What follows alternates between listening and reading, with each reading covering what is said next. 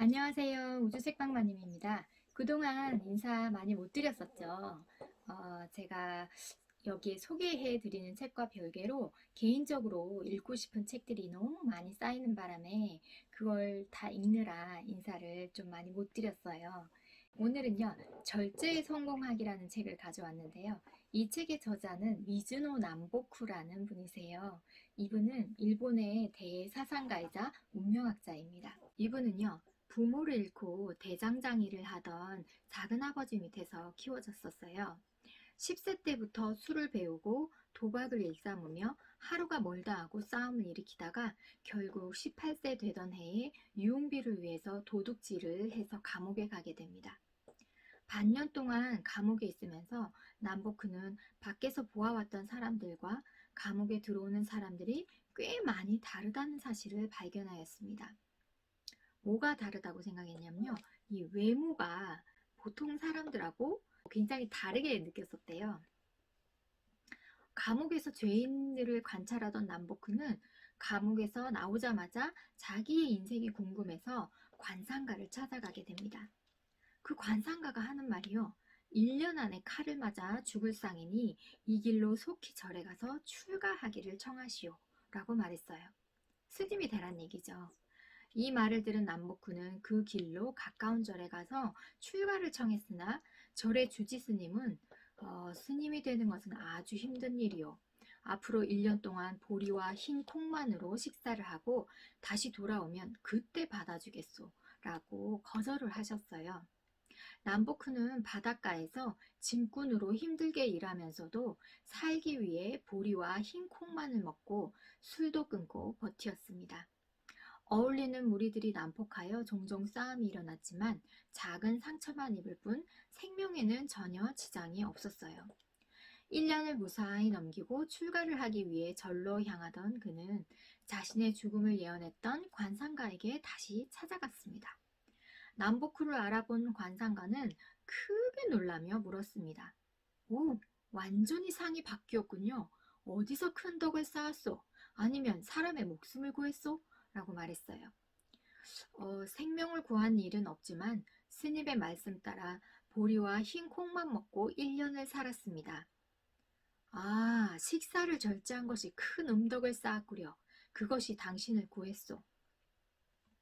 관상가에게 죽음의 상이 없어졌다는 말을 듣고 남보크는 출가보다는 관상가가 되겠다는 결심을 하고 전국을 돌아다녔습니다. 처음엔 머리 만지는 사람의 제자가 되어서 3년간 사람의 얼굴 모양을 연구했습니다. 그 다음 3년간은 목욕탕에서 일하며 사람의 벗은 몸을 관찰했고요. 마지막 3년간은 화장터의 인부로 일하면서 죽은 사람의 골격과 상을 연구했습니다. 이렇게 9년간 수업을 마친 후에 관상가로 세상에 알려지게 되었습니다. 남보크는 상을 볼 때 조금 의심쩍은 점이 생기면 그냥 옷을 벗기고 체상과 골격까지도 감정을 하는 거예요. 그래서 백발백중 틀리지 않았다고 합니다. 또 사람이 오면 일부러 거친 음식을 대접해서 어떤 식으로 대응하는지 관찰하여 운명을 판단하기도 했습니다. 그는 관상뿐만 아니라 선이나 호흡법에도 따를 사람이 없었다고 합니다. 새끼손가락을 불에 태우거나 팔뚝에 큰 뜸을 하는 것과 같이 굉장히 힘겨운 수행도 마다하지 않았고요. 50일이 넘는 단식과 냉수욕도 병행했다고 하니 도를 향한 진짜 그분의 집념이 무섭기까지 합니다. 남보크의 외모는요, 좀 괴이하게 생겼어요. 그래서 그 명성을 듣고 찾아오는 사람들도 실제로 그를 만나보고는 이 사람이 진짜 그 관상가가 맞나? 이렇게 의심을 하였고요. 지방에서 출장을 가도 가짜라고 봉변을 당하는 일이 적지 않았습니다. 그래서 자신의 용모를 묘사하는 아래와 같은 글을 각지에다가 미리 내려보냈어요. 왜냐하면 자기 얼굴을 오해하지 말라고. 어떻게 묘사를 해놨냐면요. 키는 작고 얼굴은 좀스럽다. 입은 작고 눈은 험하게 들어갔다. 이마는 좁고 눈썹은 거의 없다. 저랑 비슷한데요. 코는 낮고 광대뼈는 높게 나와 있다. 치아는 짧고 발도 작다. 새끼손가락은 불에 탔으며 양 팔뚝에 뜸자리가 있다. 이 남보크는요, 이런 외모를 가졌음에도 불구하고 다른 사람의 외모를 보면서 그걸 그냥 관상으로서만 봐주는 게 관상가라고 생각을 하지 않았어요. 그 사람의 그 관상을 통해서 다른 인생으로 이끌어주는 그런 역할까지 해야 관상가라고 생각을 했거든요. 남보크는 노년에 거대한 저택에 큰 창고만 7동이 되었대요. 그러나 보리 한 옵 반, 술 한 옵, 반찬은 일탕일체의 간소한 식사만을 하였고 쌀은 물론 쌀로 만든 떡도 먹지 않았다고 합니다. 이 정도의 부자라고 하면 창고가 뭐 7개나 되니까요. 그러면 뭐 호의호식하고 고기 먹고 막 얼굴에 기름이 막 번들번들할 그런 생활을 하기 마련이잖아요. 그런데 아예 쌀로 만든 그 어떤 것도 입에 대지 않았다고 합니다. 그렇게 이른 나이에 칼을 맞아서 빨리 죽을 상이다 라고 말을 들었던 그는 1757년에 태어나서 75세까지 살았다고 합니다. 이분께서 주장하시는 바는요, 인생의 모든 성공은 절제함으로써 이루어진다입니다. 그 중에 제일 중요한 것이 음식의 절제입니다. 그 어떤 절제보다도 가장 중요한 것이 음식이라고 말하고 계세요. 이 책에는 많은 에피소드들을 담고 있는데요. 즉 올바른 식습관에 관한 글이 굉장히 많아요. 제가 평생 다이어트를 해본 적이 없습니다. 왜냐? 너무 맛있으니까요. 이 세상에 너무 맛있는 것들이 많아요. 막 먹는 게 그렇게 즐거울 수가 없어요. 그래서 음식을 남겨본 적도 없어요. 그런데 집콕하는 시간에 늘면서 제가 정말 10kg가 쪘거든요. 이걸 뺄 방법이 없는 거예요. 이 10kg가 너무 막막한 거예요. 근데 이제 이 책을 읽고 무절제하게 먹는 것이 살찌는 게 문제가 아니라 다른 모든 문들이 다 나빠지는 거예요. 그래서 제가 뭘 많이 먹고 싶은 막 욕구가 폭발을 하잖아요. 그러면 이 책을 다시 한번 한 장을 딱 읽어봐요. 그러면 식욕이 반으로 확 줄어요.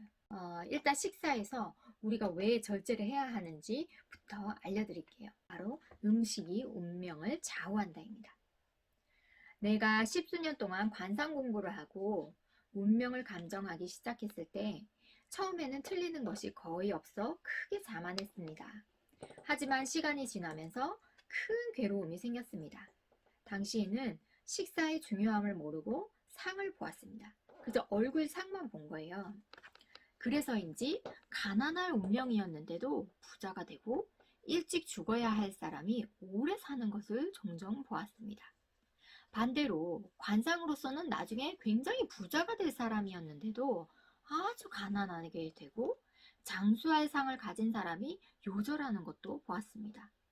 운명학자로서 상이 틀리다는 것은 너무나 괴로운 일이었습니다. 상을 보아 기륭을 판단하는 것만으로는 모두 맞출 수 없다는 사실도 알게 되었습니다. 고단한 수행 끝에 기륭의 근본이 식사에 있음을 알게 되었습니다.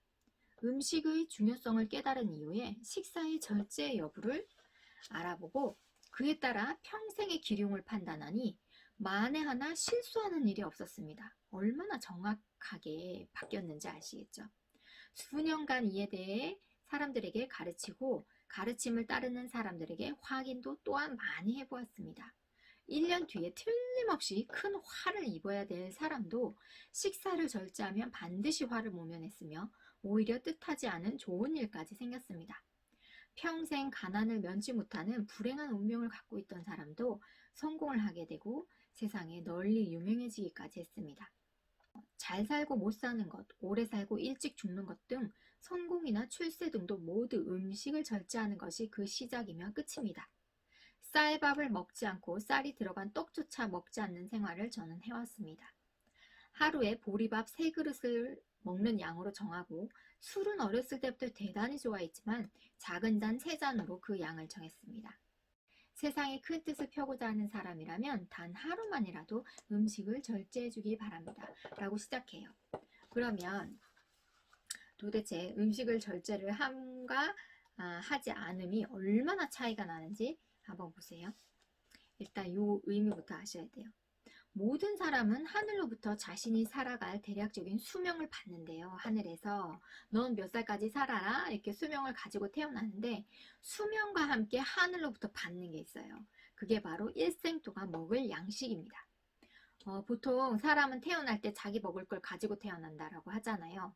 그래서 목숨과 함께 먹을 식을 가지고 세상에 오는데 만일에요. 목숨이 다 하더라도 이 먹을 식이 하늘에서 준 식이 남아있으면 이 식이 다 없어져야 세상을 떠날 수 있대요. 반대로요. 아직 명줄은 남아있는데도 하늘에서 받은 이 먹을 양식이 이미 다 떨어지면 그 사람은 자기 수명이 남아있는데도 저 세상으로 가야 하는 거래요. 그것이 하늘의 이치래요. 죽을 병에 걸려서 누워있는 사람들을 보면 그 일면을 알 수 있답니다. 아파서 몇 달을 누워있던 사람도 죽을 때가 가까워질수록 무엇을 먹고 싶다, 무엇을 갖다 달라, 꼭 먹어야 한다. 이렇게 다른 사람을 막 재촉을 하게 된대요. 이것이 무엇을 뜻하는지 아시나요? 이게 바로 하늘에서 가져온 이 식을 다 먹어야 하늘로 돌아갈 수 있다라는 뜻이래요. 그런데 반대로 하늘에서 가져온 음식을 미리 다 먹어버렸어요. 그럼 어떻게 되는지 아세요? 그 사람은 먹지 못하는 병에 걸린대요. 이게 얼마나 괴로운 일입니까? 그렇죠. 굉장히 좋아하기 때문에 다 빨리 먹었을 텐데 먹지 못하는 병에 걸린대요. 그러니 어찌 금은보화 따위를 생명의 양식과 견줄 수 있겠습니까? 라고 맺고 있어요. 두 번째 이야기입니다. 폭식은 폐가망신의 지름길이다. 배가 불러도 억지로 먹고 닥치는 대로 아무거나 먹는 사람은 흐트러진 행동을 자주 보입니다. 마구 먹으면 정신도 흐려지고 만사가 쉽게 풀리지 않습니다. 폭식을 자주 하면요. 평생을 안정되지 못하고 유랑하는 신세가 됩니다. 떠돌아다니는 신세가 된대요. 식사량이 일정하면 심신이 안정되고 모든 일이 순조롭게 풀리는 이치를 알아야 합니다. 아무리 재물이 많아도 폭식을 자주 하는 사람에게는 막 재물이 없어지는 게 먼 나라 이야기가 아니래요. 식사량은 항상 일정한 것이 좋습니다. 음식은 모두 하늘에서 받았다는 뜻으로 철록이라고도 하거든요. 하늘천자, 그죠? 철록이라고도 하는데 식사량이 일정하면 철록도 항상 같습니다. 재물은 철록이 변하여 생기는 것인데 폭식을 하면요.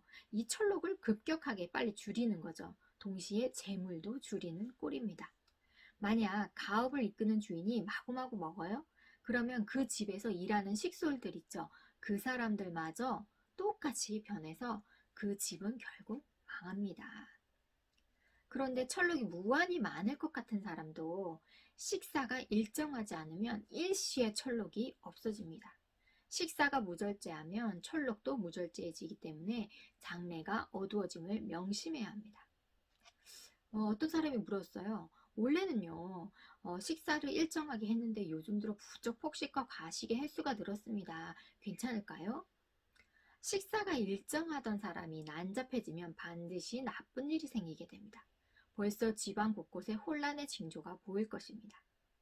큰 일이 닥쳐서 마음이 흐트러지면요. 식사가 굉장히 난잡해진대요. 마음에 여러 가지 번민이 있으면 식사를 하지 않거나 또는 한꺼번에 먹게 되잖아요. 막 고민한다고 입맛을 잃어버렸다가 또 어느 날은 또 몰아서 막 울컥 먹게 되고 이런 부류의 사람은 많은 재산을 상속받기로 되어 있어도 상속받지 못하고 병에 걸리거나 스스로 그 복을 차버립니다. 지금부터라도 엄격하게 절제하세요. 라고 말하고 있어요. 그리고 저도 오늘 누군가가 그 집들이를 했어요. 그래서 거기 가서 굉장히 맛있는 걸 많이 얻어먹고 왔는데 손님으로 초대받은 자리에서 많은 음식을 보고 배가 불러도 억지로 먹는 사람이 있습니다. 이건 저죠. 참으로 안타까운 일입니다. 겉으로 버려지는 음식만 아까워하는 것은 하나는 알고 둘은 모르는 생각입니다. 음식이 소화되지 못하고 왜 똥으로 나가는 것이 응가로 나가는 것이 진정으로 버려지는 것입니다. 몸속이 쓰레기통도 아닌데 눈앞에서 버려지는 것만 아깝게 여기고 몸에다가 마구 집어넣으니 어찌 좋다고 하겠습니까? 이치를 아는 사람은 초대받은 자리에서도 많이 먹지 않습니다. 좀 슬퍼요, 그죠? 초대받은 자리에서도 절식을 해야 되는 거예요. 많은 음식을 앞에 두고도 먹지를 않으면 그날의 음덕이 되는 거래요. 음덕이 되어서 큰 자비와 사랑으로 바뀝니다. 버려지는 이 음식으로 오히려 다른 생명이 길러진대요.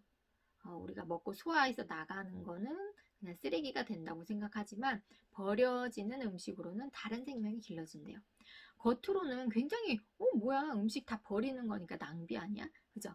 음식을 낭비하는 것처럼 보여도 실제로는 다른 생명을 살리는 데 쓰이는 것이래요. 이것이 음덕이 되어서 천지의 덕이 쌓이면 반드시 자신에게 돌아온답니다. 무릇 주는 것이 받는 것의 근본입니다. 내 생명을 아껴서 다른 생명을 살리는 일인 만큼 크게 주는 일은 없습니다. 단 한 입이라도 배가 부르다고 생각을 하면 먹지 않는 것이 세상에 큰 선물을 안겨주는 일입니다. 아까워서 먹는 음식은 응가가 되어서 자신의 덕을 저절로 없앱니다. 이렇듯 날마다 조금씩 덕을 잃기 때문에 성공하는 사람은 적고 가난한 사람은 많은 것입니다. 그러면 이 소식이 좋은 운명을 만드는 이유는 뭘까요? 여기 나와 있어요. 소중하면서도 무서운 것이 음식입니다. 음식은 생명을 기르는 근본이며 평생의 기륭이 이 음식에서 비롯됩니다. 누구나 각자의 분수에 맞게 일생 동안 먹을 양식을 갖고 태어납니다. 분수에 맞지 않는 음식을 많이 먹으면 하늘의 규칙을 어기게 되는 거래요. 그래서 천리를 어기게 되면 운명이 좋은 길로 가려다가도 나쁜 길로 간다는 거죠. 언제나 소식하는 사람은 병으로 죽는 일이 거의 없습니다. 보통 소식하는 분들 보면요. 80세, 90세, 100세까지 사시다가 정말 자신이 이제 갈 때가 됐다라고 느끼면 몸에서 곡기를 탁 끊으면서 보통 3, 4일에서 일주일 안으로 그냥 자리에서 조용히 앓으시다가 다 운명을 하시더라고요. 그러니까 크게 몸에 어떤 칼을 대거나 수술을 해야 되거나 막 치료를 받아야 할 병이 있다기보다 정말 수명을 다해서 아주 깨끗이 조용히 돌아가시는 분들이 많아요. 여기서도 말하고 있어요. 소식을 하는 사람은 사는 동안 다른 고통도 없습니다. 하늘에서 준 수명을 다하고 죽기 때문에 죽을 때 혈색과 맥도 굉장히 좋대요. 귀한 위치에 있는 사람도 오래도록 좋은 자리에 머물고 싶으면 절제하고 소식해야 합니다. 이는 집안의 철록을 늘리는 것입니다. 소식하는 사람은 살아있는 동안에 무병장수하고 큰 공덕을 쌓으며 죽어서는 그 공덕을 나만 가지는 게 아니라 이게 자손에게까지 넘겨줍니다. 환자에게 죽을 상이 나타나도 언제나 소식했던 사람이라면 죽지 않는 경우가 많습니다. 왜냐하면 소식하는 사람은 적게 먹기 때문에 다른 생명을 허비하는 일이 적었잖아요. 그만큼 이것이 자신도 모르는 동안에 하늘에다가 큰 덕을 쌓은 거래요. 하늘 땅에. 소식하던 사람은 병에 잘 걸리지도 않지만 병에 걸려도 먹지 못하는 일은 없으며 쉽게 회복이 됩니다. 아까 과식하고 많이 먹는 사람들은 반드시 먹지 못하는 병에 걸린다고 했잖아요. 제가 볼 때는 소화기 계통에 위나 장에 병이 생기기 때문에 오히려 먹지 못하게 되는 병이 생기고, 소식하시는 분들은 아프다고 해도 먹을 수 있는 병, 소화기 쪽에는 괜찮을 거니까 그런 의미인 것 같아요. 과식으로 병이 생기면 식사를 잘 못합니다. 장수할 운명이고 혈색이 죽지 않을 것처럼 보여도 과식하던 사람은 죽지 않는다고 장담할 수 없습니다. 이런 사람들은 비록 수명이 남아있을지라도 철록이 이미 하늘에서 내려준 이 양식이 이미 다 먹어버렸으니까 다 해서 죽습니다. 철록이 다 하고 이 목숨명만 붙어있기 때문에 먹지 못하고 오래 괴로워하다가 죽습니다. 과식하는 사람들의 수명은 참 정하기 힘든 것입니다. 언제 죽을지 모르니까요. 그죠? 저는요, 육체 노동을 하기 때문에 많이 든든하게 먹어야 합니다. 저 같은 사람도 소식을 해야 하나요? 이런 질문 되게 나올 수 있는 것 같아요. 보통 육체 노동 하시는 분들은 힘을 막 쓰니까 굉장히 허기도 빨리 지고 많이 먹어야 되잖아요. 그리고 고기도 많이 되게 드시고요.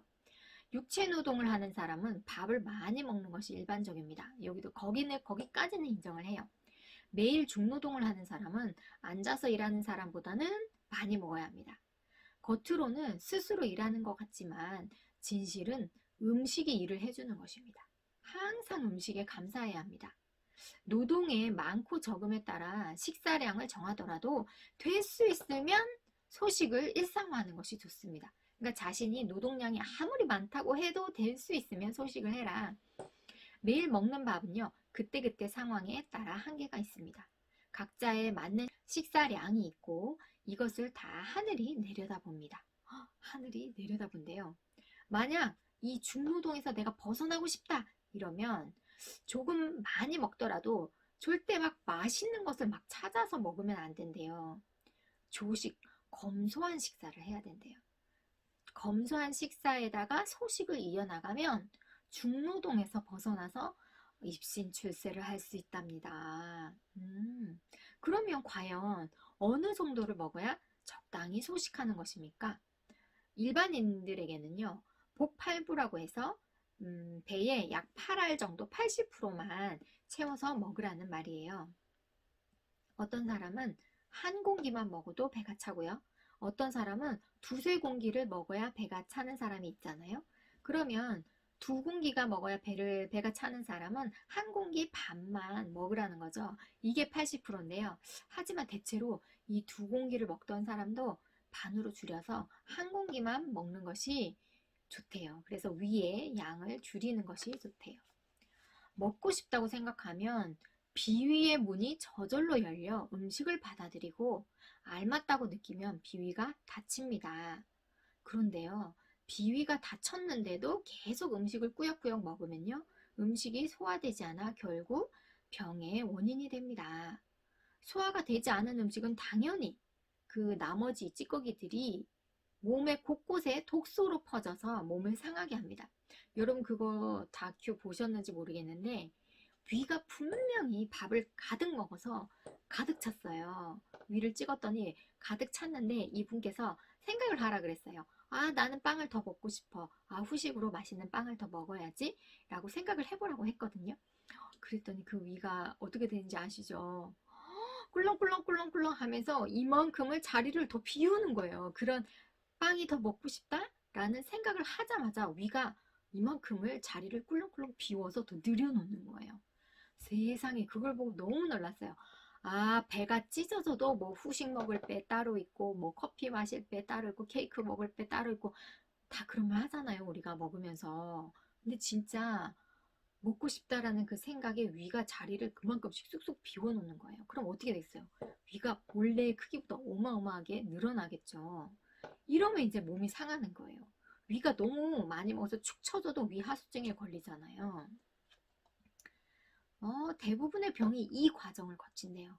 많이 먹어서 결국은 소화되지 못한 것들이 온몸에 독소를 일으키면서 돌아다니다가 꼭 큰 병을 만들게 되는 거죠. 세상 사람들은 운이 없어 병에 걸렸다라고 말을 합니다. 아무리 지식이 높고 훌륭한 사람이라 해도 음식의 절제를 하지 못하면 이 병에서 벗어날 수 없습니다. 운이 없어 병에 걸리는 일은 없습니다. 즉 자기가 식습관으로 오랫동안 미리 만들어낸 게 병이라는 거죠. 그냥 오는 병은 없다라는 겁니다. 어려운 사람을 도와주면요, 덕이 쌓인다고 하잖아요. 그래서 다른 사람을 돕는 방법을 알고 싶어요 라고 누군가가 질문을 했어요. 그런데 이 덕을 쌓는 일은요, 남 모르게 해야 한다고 합니다. 아무도 모르게 남을 도와주는 것을 음덕이라고 하는데요. 적게 먹고 조금이라도 만물을 허비하지 않고 하늘과 자연의 은혜를 잊지 않아야 이 음덕을 쌓을 수 있대요. 그런데 맛있는 반찬이 있으면 막 배가 부른데도 배를 두드리면서 더 먹는 사람이 있어요. 이렇게 살면요, 음덕을 해치는 것은 물론이고 자연의 이치마저 무너뜨리는 것이기 때문에 한 입 더 먹는 것은 천명을 줄이는 길입니다. 하늘의 목숨을 줄이는 길입니다. 그릇 밑에다가 남겨야 된대요, 밥을. 그 살아있는 생물에게 베푸는 것이 가장 큰 자비래요. 천지는요, 하늘 땅의 이치는요, 돈과 재물이라는 개념이 없대요. 돈과 재물은 그냥 사람들이 만들어낸 거고요. 세상을 돌고 돌기 때문에 세상 모두의 것인데요. 먹을 양식에서 아끼고 아껴서 베풀어야 참된 도움을 주는 것이지 돈으로 도와주는 거는 큰 음덕을 쌓을 수가 없대요. 그리고요, 자신은 배부르게 먹고 나서 남은 음식을 베푸는 거 있죠? 그것도 별로 음덕이 쌓이지 않는데요. 그러면 어떻게 해야 음덕이 많이 쌓이느냐? 내가 먹을 음식을 이만큼 먹어야 다 배부른데 그거를 참고 아껴서 절반을 남겨서 다른 사람에게 준다고 생각해 보세요. 그렇게 해야 내 음식을 아껴서 주어야 진실된 음덕이 쌓이는 거라고 합니다. 이게 제가 혼자서 스스로 식사를 절제하는 건 아무도 모르는 일이잖아요. 이거 누가 알아주는 일이에요? 아무도 알아주지 못하는 일이라고 생각하는데요. 그게 아니래요. 하늘은 그것을 알고 있고 그 행동 하나하나를 다 음덕으로 쌓아놓는다는 거죠. 여기 보면요. 자신의 분수에 맞게 또 식사를 하는 것이 얼마나 중요한가가 나와 있어요.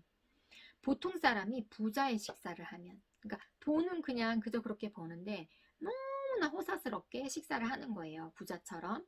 그러면 스스로 성공을 갉아먹는 짓입니다. 반대로 높은 자리에 있으면서도 굉장히 가난하게 식사를 하잖아요. 그러면 더욱더 높은 자리에 오른대요. 음식을 탐닉하지 않는 사람이 성공합니다. 언제나 거칠고 검소한 식사를 하는 것은 대단히 좋은 일입니다. 하지만 거친 식사라고 해도 폭식을 하면 아무 소용이 없대요. 과식과 폭식은 자연의 빚을 지는 일이거든요. 빚진 것은요, 언젠가는 꼭 갚아야 한대요. 뭐 재물을 빚졌으면, 돈을 빚졌으면 그냥 주면 되잖아요. 갚으면 되잖아요. 근데 이 생명의 빚은요, 안 갚을 수도 있고 갚을 수도 있는 게 아니라 반드시 갚아야 하는 거기 때문에 더 무서운 거예요. 하늘로부터 받은 식량보다 많이 먹으면 매일매일 식량 빚을 지게 되는 거잖아요. 그러면 사람에게 빌린 것은 돌려줘 하는 말이라도 들을 수 있지만 하늘은 돌려달라는 말 한마디 없이 그냥 어느 순간 확 다 가져가 버린다는 거죠. 하늘로부터 빌린 것은 본인이 갚지 못하면 어떻게 되는지 아세요? 자손이 갚아야 된대요. 그 자손이 없으면 어떻게 되게요? 그 집안이 망하게 된대요. 그래서 매일매일 과식으로 생명빚을 지는 사람은 심한 노동을 해야만 음식을 먹을 수 있게 된대요. 어우, 무섭다. 그래서 음식을 더욱더 소중히 생각해야 된대요. 왜냐? 이 상황에서 벗어날 수 있게 해주는 것도 음식이기 때문이죠. 부족한 곳은 채우고 넉넉한 곳은 비우는 것이 세상의 이치입니다. 그러니까 넉넉한 곳에서 부족한 곳으로 흘러가는 거죠. 그러면 항상 넉넉한 사람은 어떻게 되겠어요? 그 사람한테는 성공이 오지 않는 거죠. 항상 절제해가지고 뭔가 좀 부족하게 살면 뭔가가 자꾸 자신한테 흘러 들어온다는 그 말 같아요. 더욱더 절제하여 철록을 늘리는 것이 곧 성공이 열리는 길입니다. 라고 말씀해주고 계세요. 또 이런 분도 계시잖아요. 저는요, 진짜 육식을 좋아하거든요. 아, 선생님께서는 될 수 있으면 육식을 하지 말라고 하시는데 그 이유가 궁금합니다. 라고 물었어요. 왜 육식을 하지 말라고 했느냐? 육식은 원래 마음을 탁하게 하는 음식입니다. 고기를 먹으면 이 마음을 깨끗하게 유지하기가 힘들대요. 채소를 먹어야 이렇게 맑은 정신을 유지할 수 있잖아요. 그 요가 하시는 분도 샤뜨빅한 음식을 먹어라. 굉장히 맑은 음식을 먹어라 이 말이잖아요. 채소를 먹어야 정신이 굉장히 맑게 유지될 수 있다. 귀천을 막론하고 마음이 탁하면 성공을 할 수 없는 거죠. 그러니까 만일에 육식을 하더라도 절제를 해서 소식을 하면 마음을 깨끗이 유지할 수 있어요. 그런데 채소만 먹더라도 너무 많이 먹으면 자신의 양을 넘어서서 너무 많이 먹으면 육식을 적게 하는 것만 못하다는 거죠. 이 절제라는 게 굉장히 쉽진 않아요. 그죠? 제일 어려운 걸 수도 있어요. 먹는 걸 절제한다는 게 얼마나 어려운 일이에요. 절제를 마음 먹는 순간부터 그 사람의 마음이 이미 깨끗해지기 시작하는 거래요. 그리고 어떤 분은 나이가 들수록 힘이 없어져요, 선생님. 그런데 고기를 먹으면 힘이 좀 나는 것 같거든요. 그러면 늙은 사람에게도 육식이 해가 되나요? 하고 물었어요. 늙은 사람에게는 약간의 육식은 도움을 준대요. 나이를 많이 먹으면 몸이 너무 쇠약해지기 때문에 단백질이 필요하잖아요. 그러니까 육식을 해도 그렇게 큰 죄를 짓는 건 아니라는 거죠. 하지만 이것도 절제를 잃어버리면 명을 재촉함을 명심해야 합니다. 젊어서부터 육식을 많이 하면요, 노년을 겪어보지도 못하고 죽습니다. 라고 아주 단호하게 얘기하고 계세요. 기름지게 먹는 사람은 겉으로 보기엔 참 유복해 보이잖아요. 맛있고 기름진 음식을 많이 먹는 게 나쁜 이유가 있나요? 왜 이게 나쁠까요? 기름진 음식을 언제나 막 찾는 사람들은요, 좋은 운이 와도 깨닫지를 못한대요. 이게 정신이 맑게 깨어있지 않아서 그런가 봐요. 좋은 운이 와도 깨닫지 못하고 아무리 노력을 해도 대가는 얻지 못하고 고생만 한대요. 제철에 나지 않는 귀한 것을 즐겨 먹는 사람도 마찬가지래요.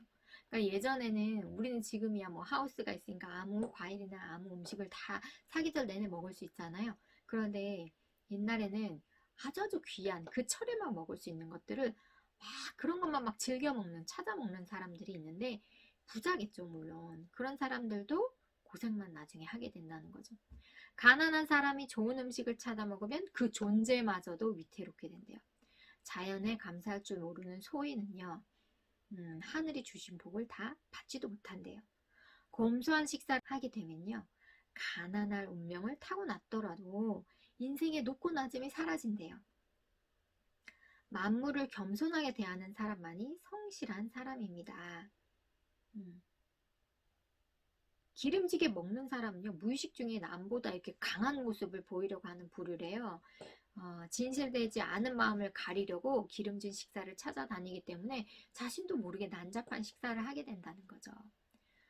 이 기름진 음식에 과식까지 한다면 출세 가도에 있다가도 비명 행사를 하거나 출세길이 갑자기 끊어져 버리거나, 그죠? 그리고 집도 절도 없는 신세로 전락하기 쉽대요.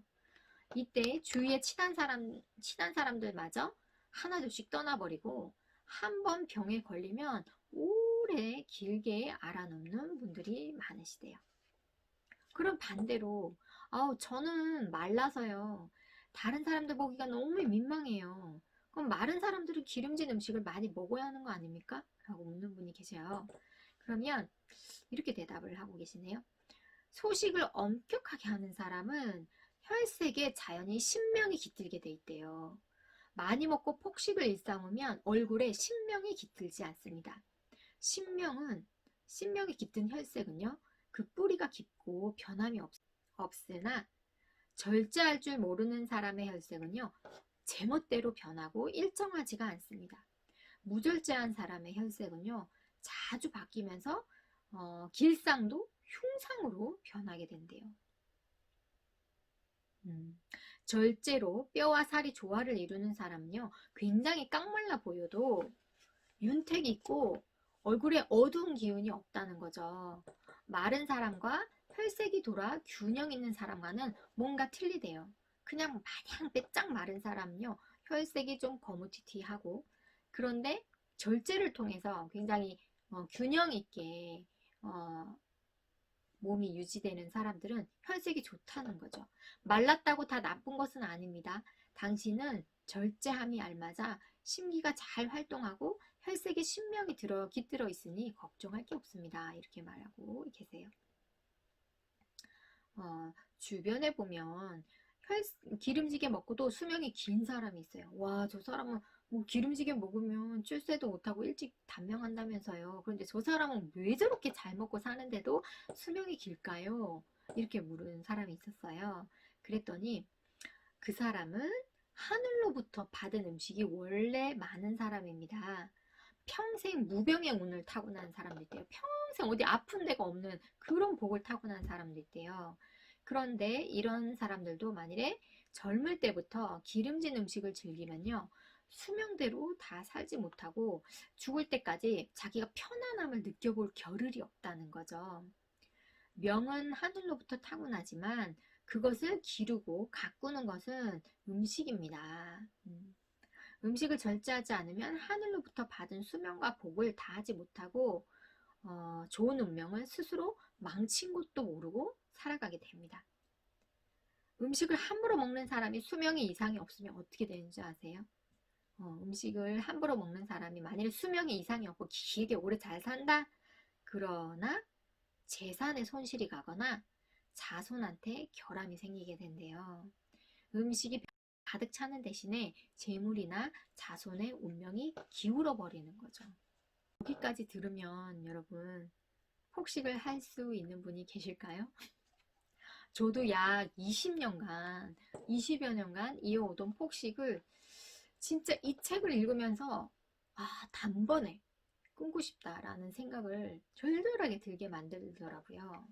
근데 다른 어떤 다이어트 책을 봐도 그렇게 와닿지는 않았어요.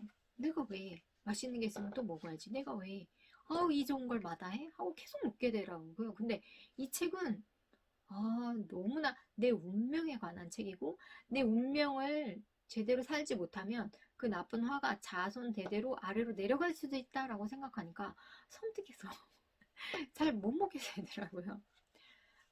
그래서 정말 절식하는데 도움이 많이 되는 책이에요. 평소에 한 공기의 밥을 먹었다면 이걸 반 공기로 줄여서 이걸 신께 바친다라고 생각해 보세요. 본인이 각자 믿으시는 신한테 이 반 공기를 바친다고 생각해 보세요. 그러면 밥상을 대할 때마다 신께 마음속으로 기도를 하는 거예요. 지금 저의 이 반 공기를 신께 드립니다 하고 기도를 하고 반 공기의 밥을 먹으면 됩니다. 먹지 않은 반 공기는 신이 즉시 받아줍니다. 신은 정직한 사람의 머리 위에 계신다고 했습니다.